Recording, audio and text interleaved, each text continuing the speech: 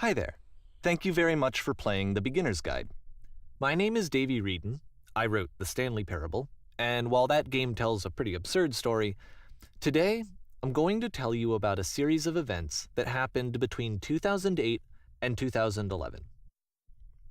We're going to look at the games made by a friend of mine named Coda. Now, these games mean a lot to me. I met Coda in early 2009 at a time when I was really struggling with some personal stuff, and his work pointed me in a very powerful direction. I found it to be a good reference point for the kinds of creative works that I wanted to make. So just to start you off, this is, I think, the first game he ever made. It's a level for Counter-Strike. You can walk around here, by the way. And mostly it's just Coda learning the basics of building a 3D environment. But what I like is that even though he starts from the simple aesthetic of a desert town, he then scatters these colorful abstract blobs and impossible floating crates around the level. And of course, it destroys the illusion that this actually is a desert town, and instead this level becomes a kind of calling card from its creator. It's like a reminder that this video game was constructed by a real person. And it kind of makes you wonder, what was going through his head as he was building this? This is what I like about all of Coda's games. I mean, not that they're all fascinating as games, but that they are all going to give us access to their creator. I want us to see past the games themselves. I want to get to know who this human being really is. And that's exactly what we're going to do here. So, it's 2008, Coda starts making these games, and he never releases any of them. He doesn't put them onto the internet, he just makes them and then immediately abandons them, and they sit on his computer forever. And I think he really understood this image of himself as a recluse. At one point, he jokingly renamed his computer's recycling bin to Important Games Folder. So, you know, this was just how he worked. He tended to crank them out one after the other without even really pausing to try to understand what he had just made, until suddenly one day, he just stopped. In 2011, that was it. He made his last game, and then he hasn't made another one since. And that's why I've taken this opportunity to gather all of his work together, is because I find his games powerful and interesting, and I'd like this collection to reach him, to maybe encourage him to start creating again. And if the people like you who play this also happen to find his work interesting, then I'm sure it'll just send that much stronger of a message of encouragement to Coda. So thanks for joining me on this. If you have a particular interpretation that I haven't mentioned here, or if you just need to get in touch, you can email me at daveywreden@gmail.com. Okay, that's about it for introduction. Let's take a look at Coda's first proper game. As each game is loading, I'll show you the date that it was completed. This first one was made in November 2008.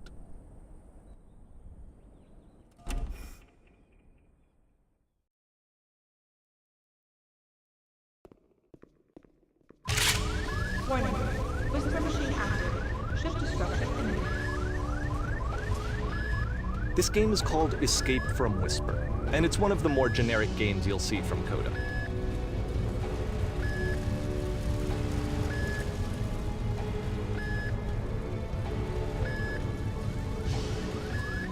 You can click to fire the gun.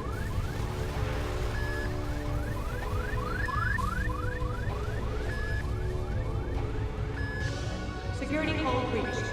Hostile alien life form inbound. It kinda looks like this game was abandoned mid-development. For instance, you have this gun, which you'd think would indicate that there are supposed to be monsters or enemies somewhere, but then clearly there are no enemies anywhere. You can't even reload the gun when you run out of bullets. But ultimately we don't really know. Maybe Coda thought that actually it was complete the way that it is. And I think that we should talk about his games for what they are, rather than for what they're not.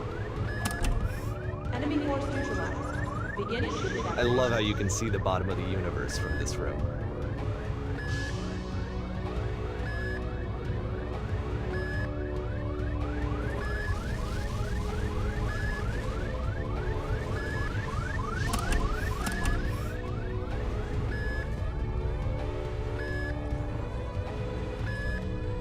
Apparently this space station has a labyrinth on it.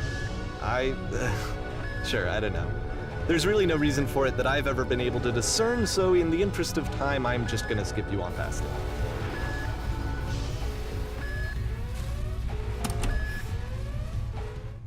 this is the part that's interesting.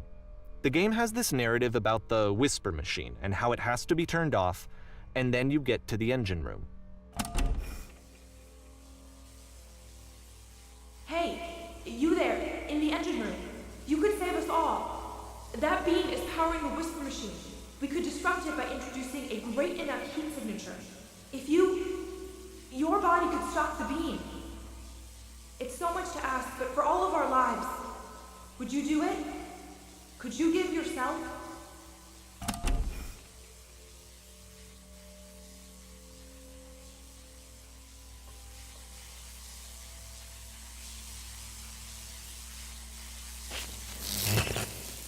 Let me pause here for a second. What you just experienced, stepping into the beam and then dying, is probably what Coda had initially intended when he was developing this level. But when he first compiles and plays it, something goes wrong. There's a bug somewhere. And this is what happens instead.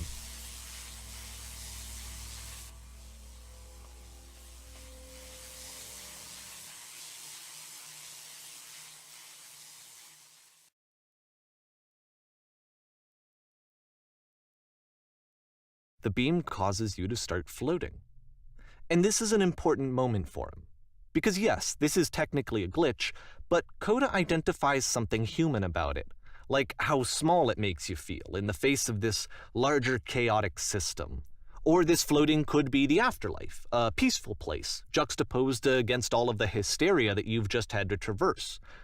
I don't even know. I have no idea what he was thinking, but what's clear is that after making this, something lodges itself in his brain. He wants to do more of these really weird and experimental designs. So he stops work on this and moves on to a stream of tiny little games that go in all sorts of directions. Let's go ahead and take a look at the first game he made after leaving this one behind.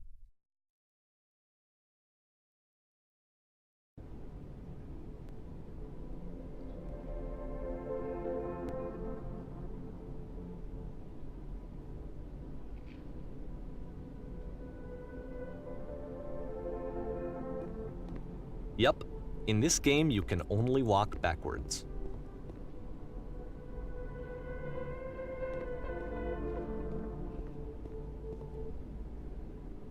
So it's a short and relatively minimalist experiment combining motion and narrative. It is less advanced than the previous game, but actually it seems to be more focused, more complete. Coda's trying to give it a unique voice rather than simply basing it on a pre-existing trope.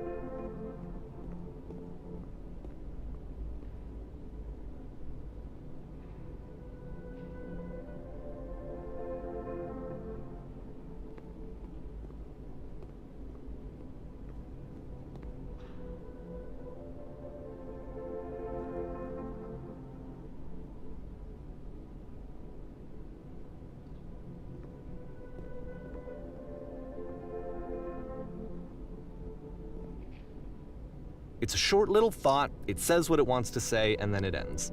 Didn't need anything more than that.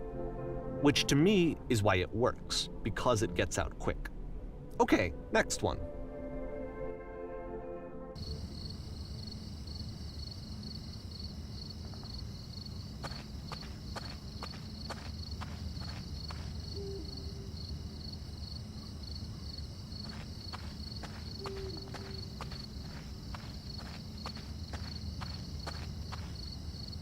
And that's it.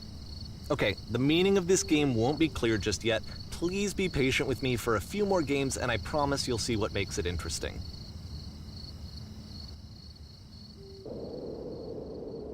Oftentimes, Coda would put bizarre titles like this one at the start of his games.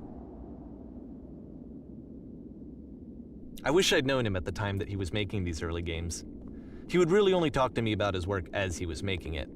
Once he stopped work on a game, that was it. It was dead to him. And I don't agree with that at all, but what are you gonna do?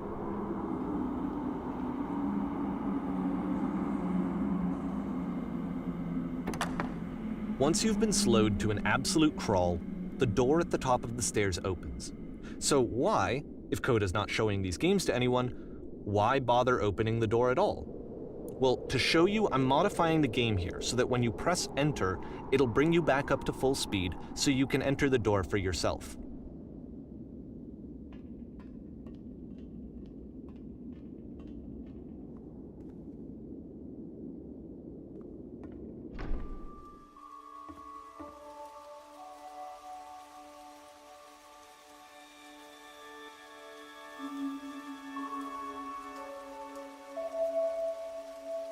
A room that's warm and nice and filled with little ideas for games.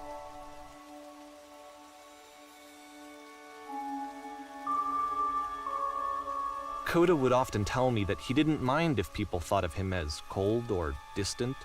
He said that he knew that he was actually a vibrant and compassionate person, but that it takes time to really see that. It can be a very slow climb to get there.